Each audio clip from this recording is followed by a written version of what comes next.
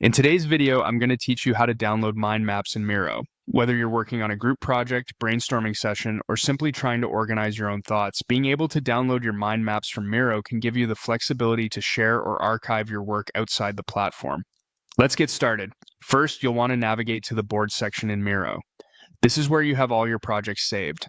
From there, select and open the specific mind map you'd like to download. Once you're inside your mind map, the first step is to highlight the section that you want to download.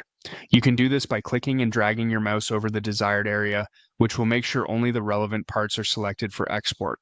Next, direct your attention to the top right corner of your screen where you'll see the export icon. This is the key to saving your work in a format that suits your needs. Once you click on it, a drop-down menu appears offering several options for downloading or exporting your mind map. One of the most straightforward options here is to save your mind map as a PDF. PDFs are great for easy sharing and printing, and most computers and devices can open them without any special software, making this a very versatile choice.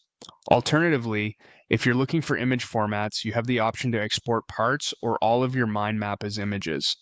This can be handy if you're preparing a presentation or need to upload your mind map to a website.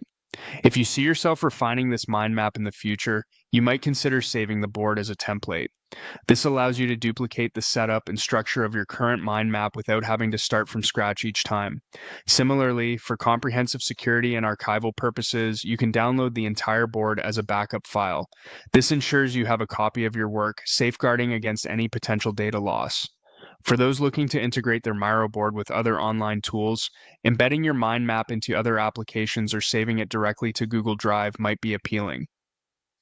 Embedding allows you to display the mind map within web pages or blogs, while Google Drive integration helps in seamless sharing and collaboration with others, utilizing the storage from your Google account.